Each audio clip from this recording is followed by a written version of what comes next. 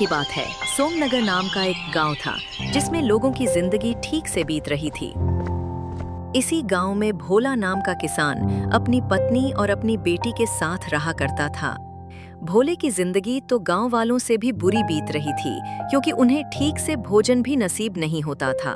भोला का एक बहुत छोटा सा खेत था जिसमें वो दिन भर मेहनत करता था।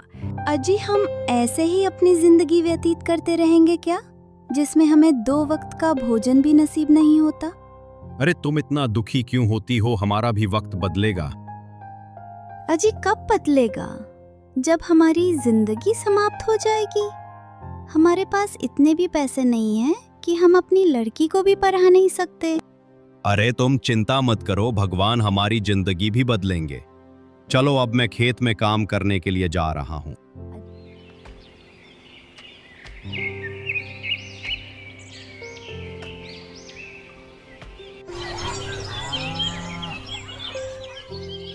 ऐसे ही कुछ दिन बीत जाते हैं और बारिश का मौसम भी पास आ जाता है।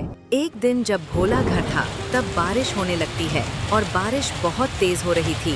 उस दिन बारिश के कारण भोले के घर में भी पानी टपक रहा था और वह एक जगह ही बैठे थे।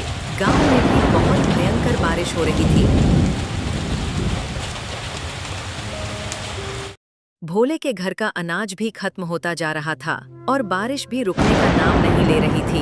ऐसे ही कुछ दिन बारिश रोज हो रही थी। भोले के घर का अनाज भी खत्म हो गया था। अजी, ये बारिश तो रुकने का नाम ही नहीं ले रही है। घर में खाने के लिए भी कुछ नहीं बचा। अगर ऐसा ही रहा तो हम भूखे ही मर जाएंगे। तुम चिंता न करो, मैं जरूर कुछ करता हूँ।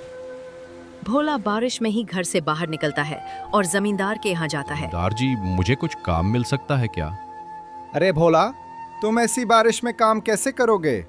जमींदार जी, मेरी मजबूरी ही ऐसी है कि मुझे काम करने जाना ही होगा। मैं तुम्हें ज्यादा काम तो नहीं दे सकता, लेकिन मेरे पास एक खेत है जिसमें खुदाई होनी है। अगर तुम उस खेत की खुदाई कर दो तो मैं तुम्हें कुछ पैसे दे दूंगा। वो खेत गांव के बाहर है। भोला खेत में काम करने के लिए पहुंच जाता है। वो बारिश में ही खेत की खुदाई करने लगता है। भोला 3-4 घंटे बारिश में काम करने के बाद बेहोश होकर गिर जाता है। ये सब एक परी देख रही थी। वो वहां आती है और उसे ठीक कर देती है।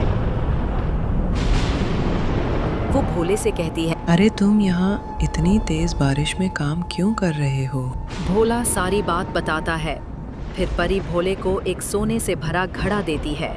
भोला सोने के घड़े को बेचकर खुशी से रहने लगता है। अगर आपको ये कहानी अच्छी लगी हो तो इस वीडियो को एक लाइक करें